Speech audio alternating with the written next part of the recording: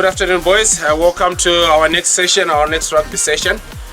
In the last session, we were looking at ball familiarization, where we did a lot of things with the ball. We did the figure of 8, we managed to do shuttle runs with the ball up and down, and we managed to throw the ball up and down so that we always practice our catching and make sure that we are comfortable with that ball. So what we're going to do today, in the next few minutes, you'll be watching a video by our director of rugby, Mr. Doug Trivela from the college. He's going to show you some basics of passings. Okay, so let's sit down and let's watch the next video. Hi everyone. Okay, this is the first of a few videos I'm going to do on the basics of passing. There's quite a few technical things we can go through, but at this stage it's really just the basics and what we can actually do at home to help us become better passers of the ball. So the first thing I'm going to work on is just actually holding the ball. The irony is we did a bit of a trial with some of the boys at school, and a lot of them didn't know how to hold the ball correctly. They all have an idea, but like I suppose riding a bike, once you get the basics pretty well mastered, you can only get better from there, and that's really what we're aiming at here. What I'm also focusing on for you at home is I've tried this sort of learning process with a youngster just to see language wise what works to try and get it done quite efficiently. When I say youngster, a 6-year-old boy. 2 types of passes, a push pass and a spin pass. Both of them hold the ball a bit different. So the first one we're going to work on is the push pass. Basically, when you start, hold the ball out in front, get your hands right in the middle. You can see there my hands are nice in the middle of the ball. That's how you want to start all the time. Fingers pointing forward across the seams. So for the push pass, basically all you're going to do then, you're going to take your hands and you're just going to move them slightly below the middle of the ball like that. Rotate the ball forward and hold the ball in your fingertips and your thumbs over here.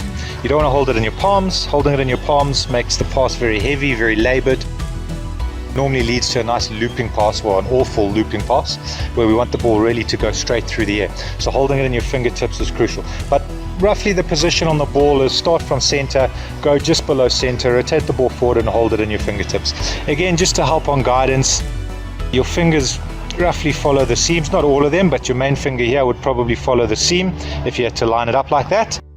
And it gives you a good idea that your fingers are in roughly the right position. Okay, so that's the push pass. Spin pass. Now this is the one that kids love.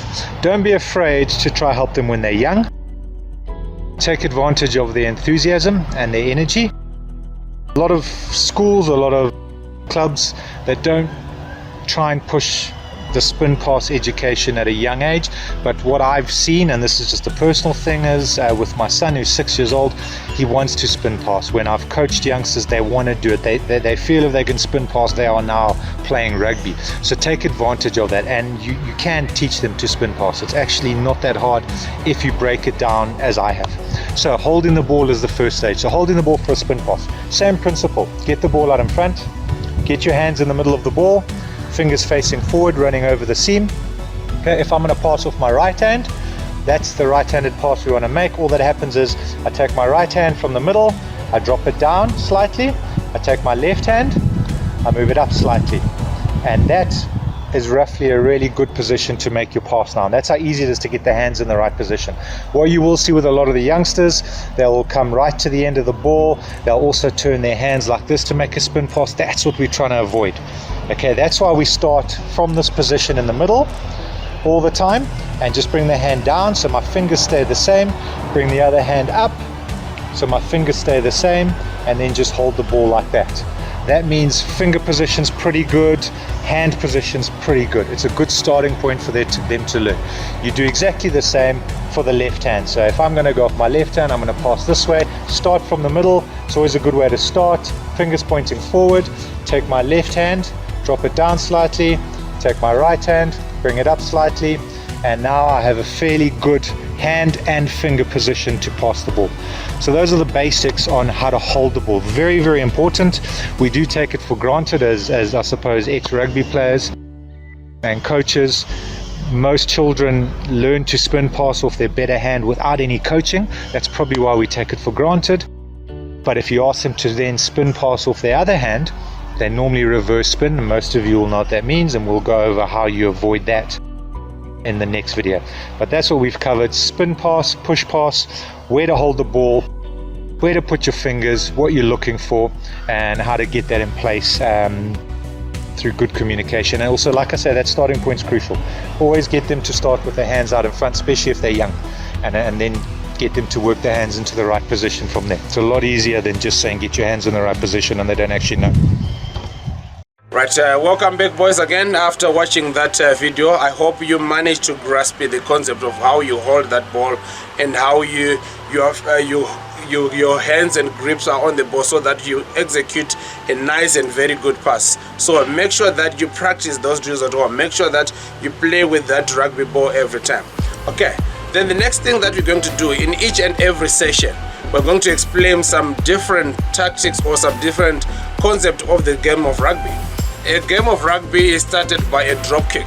So there is a kicking team and also a receiving team.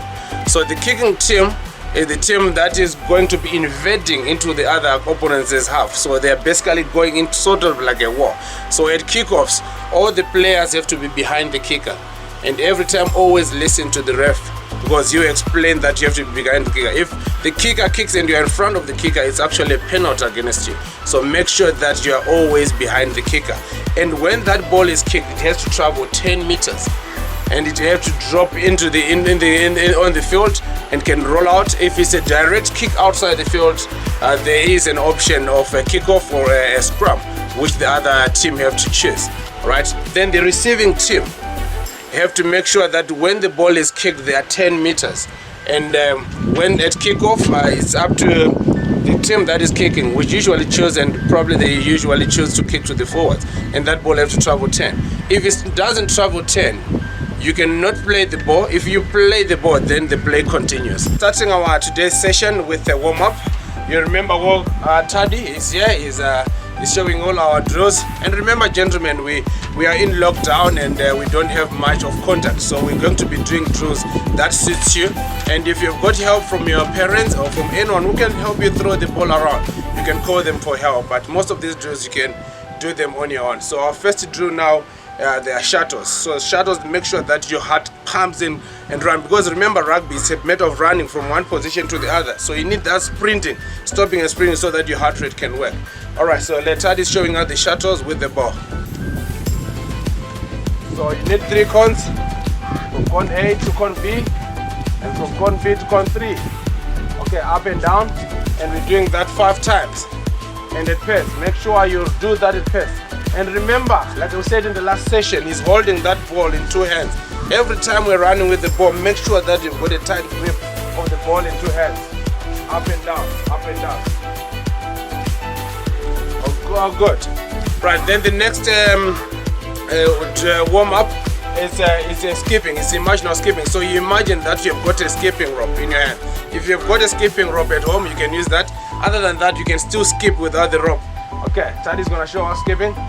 Stationary. He's skipping on one spot. Okay. Then he can start skipping, jogging. Right, you can do skipping, jogging after stationary skipping. Right. Pumping those legs. One strong, nice legs. One strong, nice legs. And he can do that sprinting on the spot. Okay, okay. All right, well done. So you can do that for a minute and a half as our warm-up. Right, so this is our second drill that we're going to be doing. Tad is going to be doing a baby shuttle. So you need 4 cones, about let's say 5 meters apart.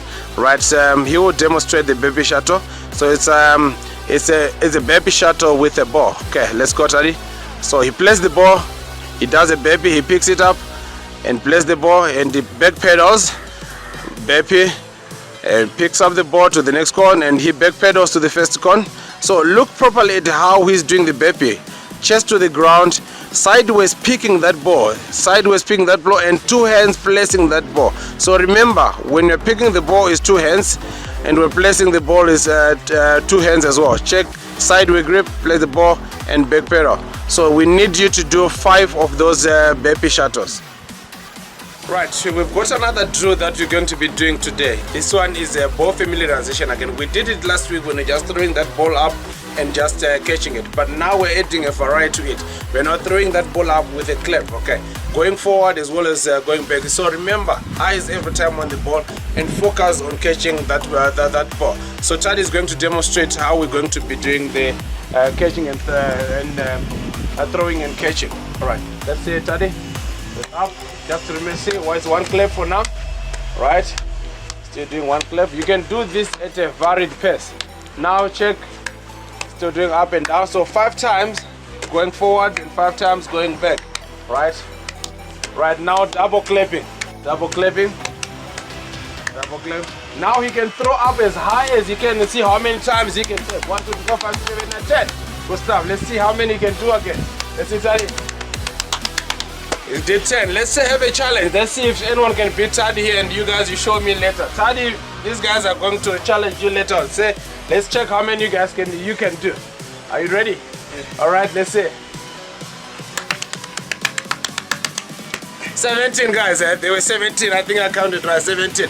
So when you're doing that, remember Coach Tadi did 17. So you've got 17 to beat, but standing, then you can have 17 beat walking. Okay, hold on. Gentlemen, I think you guys have enjoyed our session. We're just going to finish off with our warm down. So our warm down is going to be ground to overhead, going sideways once and coming back once. Okay, so it's 2 hands on the ball, ground to overhead.